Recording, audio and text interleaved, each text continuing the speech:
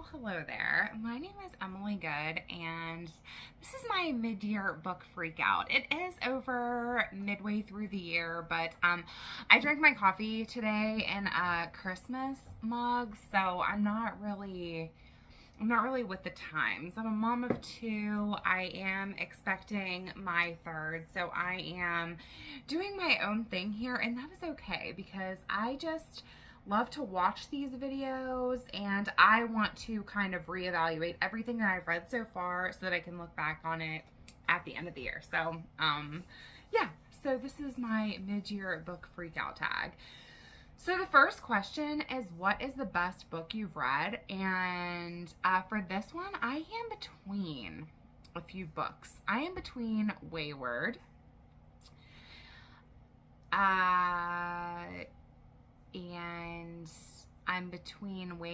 I'm between The Four Winds, and I'm between Notes on an Execution. All three books were 5 stars for me. I really enjoyed all of them. I think that some of these would go better with some of the different questions that are being asked.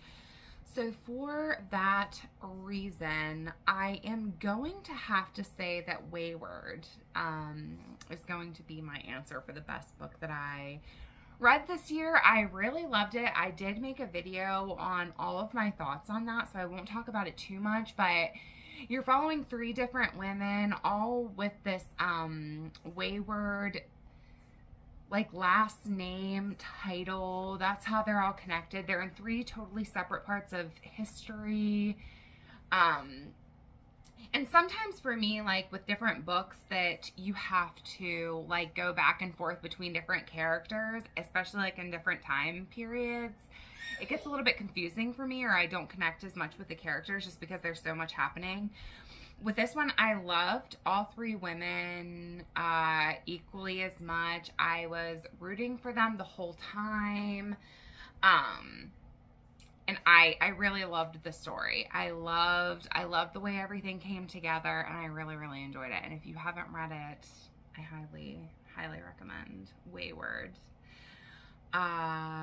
Okay, so question number 2 is the best sequel. I have read 1 sequel and I gave it a 3-star, but it is the only sequel that I read. So for that reason, I am going to say The Two Towers by J.R.R. Tolkien.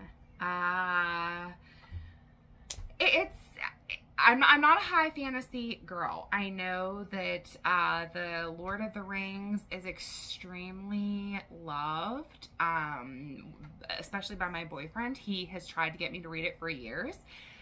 For that reason, I do respect it. I love the movies. I really enjoy watching the movies. I love the story. I love the characters. But for me, I could just think of 10 other books that I'd rather be reading than going through all the different detail. And I know that that's sacrilegious to a high fantasy person. I'm definitely not trying to offend anyone or disrespect the masterpiece that it is. It's just for me, I just would rather be totally excited by the plot line, and I'm just honestly not right now. I will be reading the 3rd one though in August. I'm just going to tell you though, I'm not that excited about it, but I feel like I have to do it. I just feel like I have to. Okay, so number 3, new release you haven't read but want to. I'm going to just have to say that I don't pay a lot of attention to new releases. They're not really on my radar. I just kind of go and pick out a book. I have books on my bookshelf that are older. They're all older, I feel like, or I go to the library and I just kind of browse. So new releases are not necessarily on my radar, but for this one, I will say I've seen so much on The Fourth Wing. I feel like that's a fantasy that I would like to try just because I see so much. I feel major fear of missing out with that one. So I would like to check out the Fourth Wind for I think it's The Fourth Wind. Oh my gosh, no, Fourth Wing. The Fourth Wing. The Four Winds is my favorite, one of my favorite books this year. The Fourth Wing, I would like to check out. Okay, so question number 4 is most anticipated release for the second half of the year. Again, I really don't know how to answer that because I do not pay attention to new releases really. So I don't have an answer for that one. Biggest disappointment. I'm gonna pause the video and look through the different books that I've read and try to come up with an answer. I hate to answer stuff like that. I hate to put down any book, but I will. Okay, so looking through the different books. So I did take a few months off from reading. I just wasn't reading at all. Just like mental health stuff like got in the way kind of. So I just have to say, I guess, that I'm a little bit disappointed in my own lack of interest in the Lord of the Rings reading experience. I'm finding myself like dragging my feet through it, and I am absolutely a person who DNFs books. I have no problem doing that, especially being a mom, and like there's a billion other books that I'd rather be reading. I'm going to read those ones. But I just feel like I need to get through it now. Now I've gotten through the first 2. I feel like I need to read the 3rd just so that I can, for the simple vain reason of saying I have read the Lord of the Rings trilogy. And I guess I'm disappointed in my feelings about it and my lack of care for reading it. I'm disappointed in myself with that. I'm not disappointed in the book itself. I'm disappointed in my lack of interest in it. Biggest surprise. Actually, this is a pretty easy answer. I was shocked at how much I enjoyed. I don't know how this makes me sound, but Paris Hilton's memoir. I enjoyed it so much. I gave it 5 stars. I typically do give memoirs 5 stars just because, like, a person wrote about their life. Who am I to give any lower stars? But I really enjoyed reading her story. It never felt like something where I was like, oh, I really do not want to listen to that book. It was never that. I was always excited to press play on Audible. And that really shocked me. I really enjoyed getting to know her, and I talked about it in my wrap up of whatever month I read that in. I think it might have been, yeah, it was June that I read it. And I talk about it a little bit in the wrap up, but I'll talk about it here too. You know, obviously she has a lot of privilege. She acknowledges that. But I feel like I feel like that's not a reason to knock a person, because there's so many people in this world who are born with a lot of privilege and they don't do anything with it. So a person who does, she has done a lot of things like on her own. She might have had advantages. That's totally true. And again, she acknowledges that, but she has done a lot of things on her own, with her own like vibrancy. So she's passionate about things, and I really enjoyed listening to her story. Mommy. Yes, darling. Okay, hang on. Favorite new authors, question number 7, and I would have to say that I am very much looking forward to reading all of Kristen Hanna's books, honestly. I've only read The Nightingale and The Four Winds by her, but I love her ability to write about different time periods and to make me care about those different time periods. Like the Four Winds, it took place like during the Dust Bowl and the Great Depression. which I've never read anything about those time periods, but I cared so much the whole time about the whole experience. I think she has a book coming out in January, maybe. So that is an author that I will definitely follow. I definitely plan on reading all of her books. Ow. Sorry, your hair's a little bit messed up, and you can see it in the camera. But yeah, Kristen Hanna, I would have to say is one of is maybe my new favorite author. But I look forward to reading more of the different books. Like, I'm gonna follow the different authors, I think, who I gave 5 stars to, and try to check out their books. So yeah. Number 8, newest fictional crush. And so I have to say, I really enjoyed Z in Hunting Adeline and Haunting Adeline. Some people find him super cringy, and I won't lie to you, in the beginning, I really, really did, but by the end of the second book, there were still things that were cringy, don't get me wrong. Like some of the sex scenes and things like that, I just wasn't that into. But I loved who he was as a person, and I loved his job. I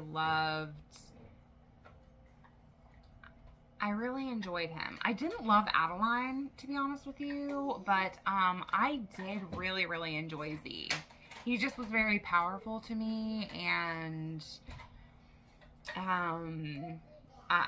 I loved some of what I read. So I would have to say Z. Which I know is cringy, but that's my honest truth.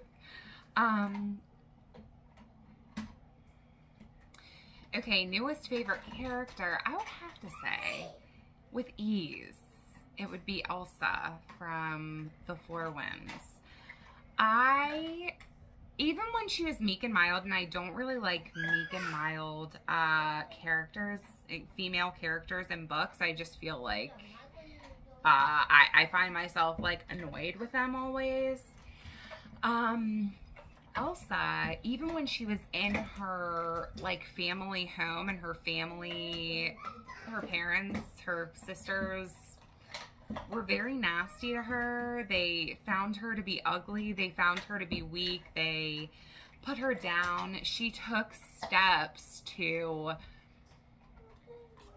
become a woman, and I loved the way that she just stepped into her power so many different times, even while being sort of meek seeming to her daughter. Like, I loved the daughter-mom relationship. Her daughter would get kind of pissed at her because her daughter didn't see all that was like going on with her mom, I felt like. And I, as a mom, really loved reading about that.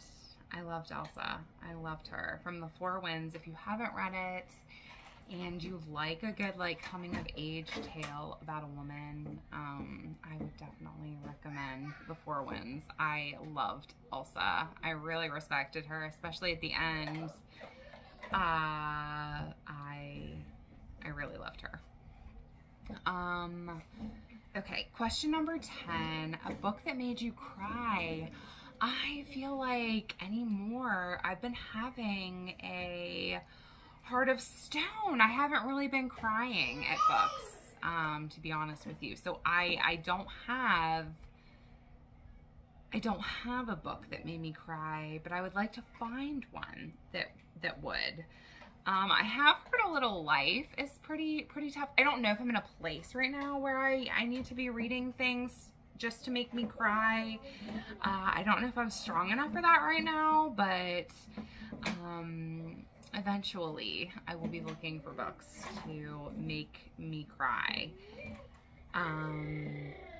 So question number 11 is a book that made you happy. And honestly, I have to say that this is my second time reading it, and I think that I forget when my first time reading Between Two Kingdoms was, but Between Two Kingdoms is a memoir. It is by, oh my gosh, what is her name?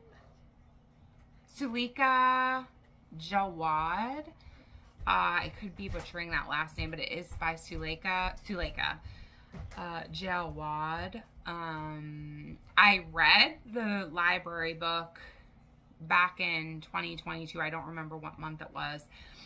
And then I also, I just listened to it this month. I bought it on Audible because I just remember loving the story so much. I'm not sure why reading a true story about like a 21-year-old getting cancer, like really bad cancer, makes me happy. But the way that she writes her story, the way she connects with the world around her, with art, with writing, with the different patients that she met, with the different people who, so Between Two Kingdoms, so Suleika ends up getting really bad cancer.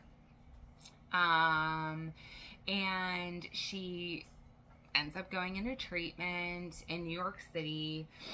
And she was in New York actually while I was living in New York, so that was kind of cool to me too. But anyways, she obviously meets other patients. She makes really, really good friends with several people. I loved reading about her relationships with them. I loved the way that she wrote so candidly about being young and having cancer. And not only that, not only getting through that, but having her first love. I mean, like, they had been together for like no amount of time. Her and Will was his name. They were together for like no time at all when she found out that she had cancer, and just the way he dropped everything in his life to make sure that he could take care of her, and reading about their relationship struggles and reading about like what ends up happening with them and just so many different things, the infertility of it all. And she starts this blog while she's sick from bed because she can't do anything else. And, you know, people start writing to her. Like, the blog becomes really successful. It's called Life Interrupted was the blog. And people start writing her. And once she is cancer-free, she's kind of struggling. Like, well, what the hell do I do now? Like, her whole, you know, so much of her life has been consumed by cancer and being sick and, you know, being helpless a little bit. And now suddenly she is free and she struggles with that. So she goes on this road trip where she's never driven before. You know, she ends up getting her license and stuff. And she goes on like a cross-country road trip and meets these different people, and she writes about those experiences. It is a book that makes me so happy. I still haven't bought it yet. I would really like to have it on my bookshelf because I know that that is a book that I will constantly return to in all different stages of my life. I can just see the book speaking to me. I love it. I love that book. It is Between Two Kingdoms by Suleika Jaouad. And I highly, highly recommend that book. I love it so much.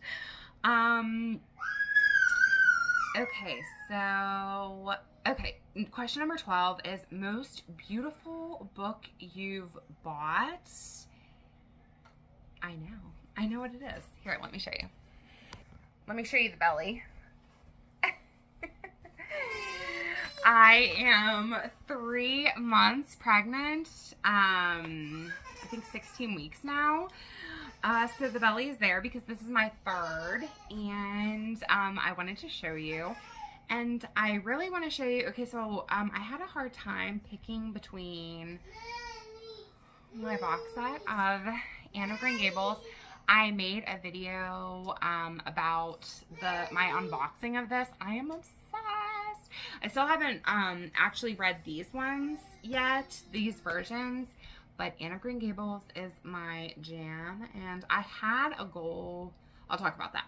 I love the Anne of Green Gables. Let me just show you one. I'm not going to pull them all out because I have a whole video on that. But they are stunning. They're stunning. This is the Tundra version. They're not easy to find.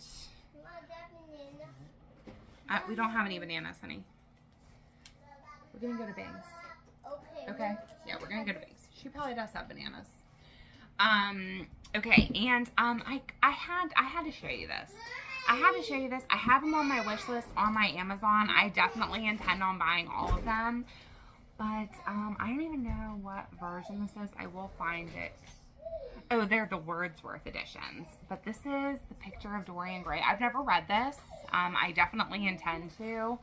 But it's beautiful. They're gorgeous. The back of it says, experience was of no ethical value. It was merely a name men gave to their mistakes. So I've never read this. I don't know what it's about at all, but I've definitely been recommended this, and I'm in love. I'm so in love with this. Even though it's hardback, I love it. And I had to show you. So I'll put these back and then hang on. Okay, so I've been away from my kids for too long, and now my daughter has yogurt everywhere. So let me just finish this. 13th and final question is,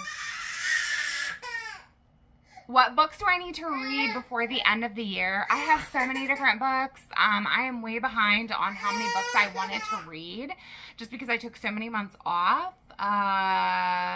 So I would really like to read more Kristen Hanna books. I would like to read The Shining. I'm excited for Halloween books. I'm hoping to read lots of spooky, horror, thriller books.